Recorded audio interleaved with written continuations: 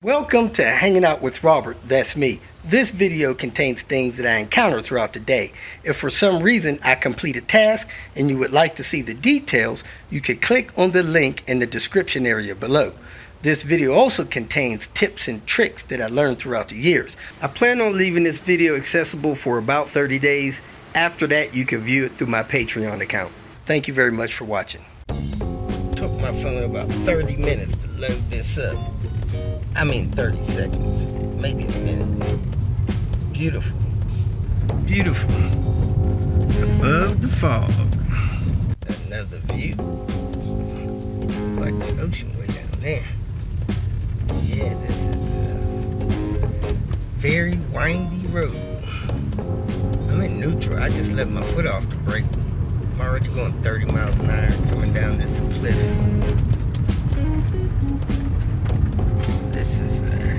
Heck of a little pig trail, they call it. I'm gonna drop the link to the road if y'all want to see more of it. This thing, some of it's one lane actually. Then you'll see where there's a yellow line, that means it's two lanes. But yeah, this stuff is twisty, turny, windy, bumpy. Really nice drive. Especially if you get a car with a good suspension. Here we are, one lane in it again.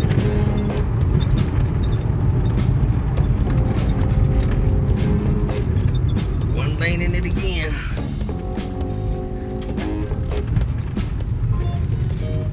Hairpin turns. Awesome. One lane again. This goes on for about 30, 40 miles.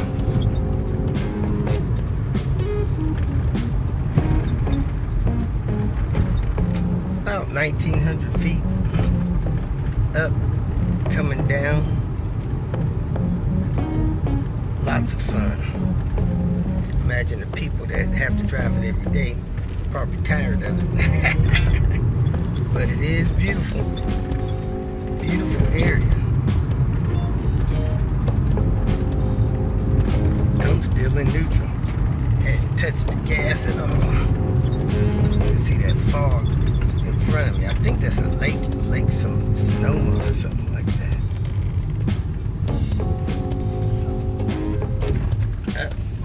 Time for me to put this thing in gear and start driving again. Nope.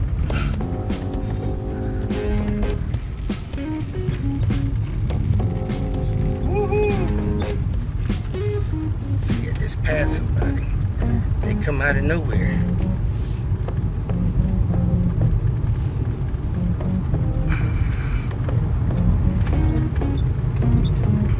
That little area you turn off in case somebody's behind you driving faster than you are.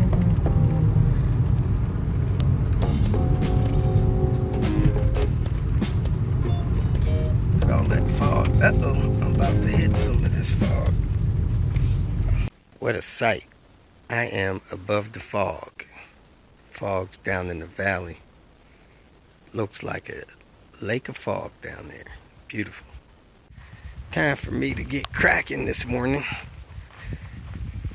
Plans have changed. I was going to do most of the work on this platinum car here, but the host is very busy. Doesn't really feel comfortable with decisions I'm making and the way I'm moving around here. So him being uncomfortable is making me uncomfortable. So I'm going to move on. So I'm going to pack up my stuff, do a couple of things to this vehicle to make it safe for the highway, and I'm going to hit the road, get this car up to its new owner. It was sold to a guy in Oregon, and then we'll rebuild it there. First thing I'm going to do is replace the rear springs on this car. I think this car may have came with Neva mats. Somebody may have put regular shocks on there. The shocks seem fine, but this thing is low with just a little bit of stuff back here. I got a subframe and the transmission back there. This car shouldn't be that low, so I can't load it up and take it anywhere. When I bounce on the back, It doesn't really bounce that much, but it's just sagging, and I have new springs for it. So I'm gonna put these new springs on it. That's what I'm gonna kick off doing. I got an hour 30 minutes to do what I need to do to get out of here. Man, something looks missing right there. That seems like a lot of space to me. Oh, the air tube thing. Okay. That's a weird looking throttle body piece. Let me check the oil.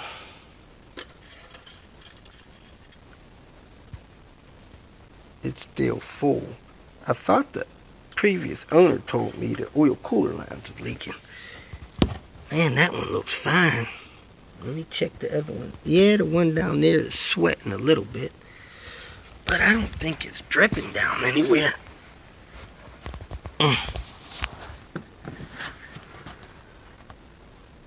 Yeah, I got oil down here. Oil cooler lines leaking. And this subframe is bent. I got another subframe for it. That's where the oil pan was repaired. It's not leaking a lot, just dripping a little bit. If I got time, I'll block that off before I take off. If not, I'll do it when I get back this afternoon. I'm going to take a load, come back, finish up, and then get out of here.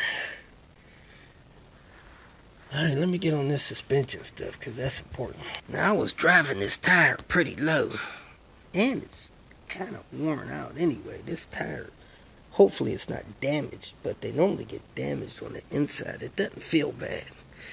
I need to check, see if I got a spare, in case that thing goes flat. Yes, I do have a spare in there, and it does feel like it has air. However, I do not see a jack or the lug nut tool. That would be a problem. So I'm gonna look through these tools, see if I can find that stuff. If not, I'm gonna have to beg, borrow, or steal some. Let me check the boxes, see if I got springs other than the ones I have here. I got the first spring out, and it's likely that it's a Nevamat spring because it's taller than the replacement spring. The bump stop's destroyed and there was no pin in it, so I have new bump stops, new pins. Let me put that in real quick. And I have one side done. You can see the clearance for the tire, and I'm getting ready to do the other side.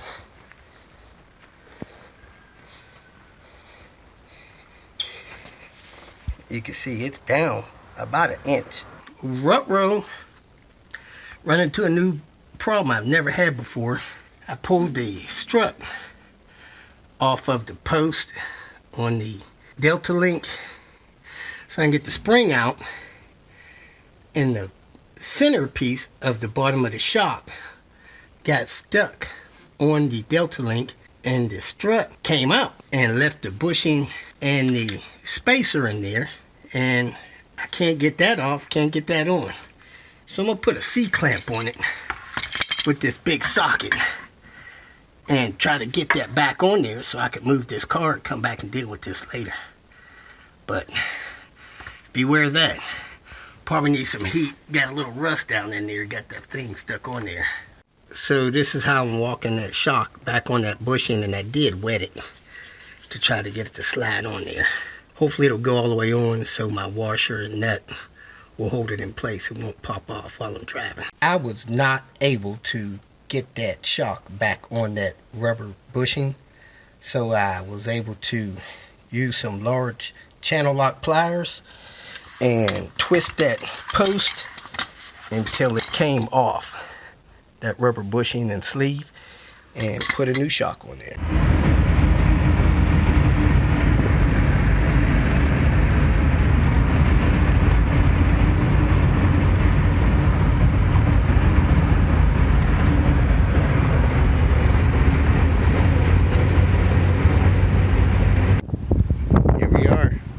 Platinum wagons.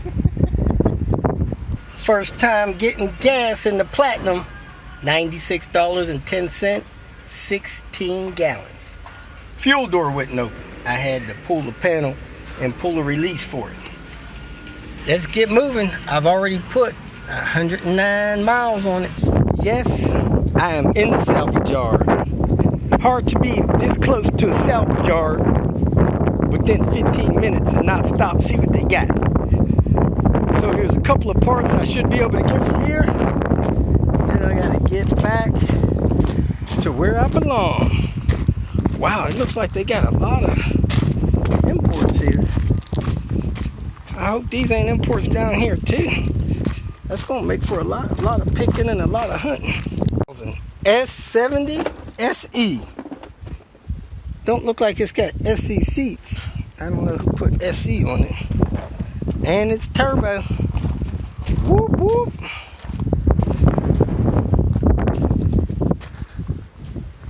Looking for row 80 is the next one. That didn't have anything I wanted. There's a 240. 240.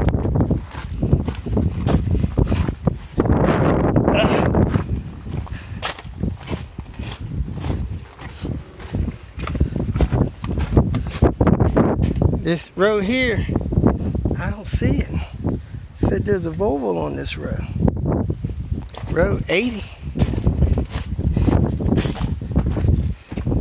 Phone left it right on the ground at the 960. I realized that when I tried to film this pretty blue S40. Looked like they had to jack the trunk open, but it's a T5. I think these things have brakes that people want. It's automatic, so it don't have a manual. But I think people get these brakes. I could be wrong. Somebody correct me if I'm wrong. Still looking for Volvos because the inventory on here is bad. I found a Volvo that wasn't on the inventory, and one that was on the inventory is not here. So I'm just going to check down these aisles. I'm trying to see in the middle and see down both ends. So that's where I'm at. I need to find an 850 so I can get the fuel door motor. This Platinum has a bad fuel door motor. It won't unlock, which means I got to pull the trigger every time I get gas. Alright, there's a car here. Probably got the oil cooler block off plate. Oh, it's going to be hard to get at with this tire here. The cylinder head missing. Oh, this is a turbo. Shouldn't have it. Oh, I don't see oil cooler, but it's got a turbo. Maybe it's got an oil cooler. Oh, it's a 99. I don't know if this has an oil cooler block off or not. Nope, and it looks like somebody took the cylinder off. The cylinder head off while it was here, because there's a lot of parts on the ground. Anyway, let me keep moving. Keep it moving. Keep it moving. Yep, that's the exhaust manifold. If you feel that this information was useful, please like it and share it with your social media friends. You can subscribe to my channel so that you will get notifications of future videos that I post. You can follow me on Twitter, and if you need to contact me directly, please visit my website. And if you have any questions, leave them below, and someone or myself will reply to them. Again, thank you very much for watching.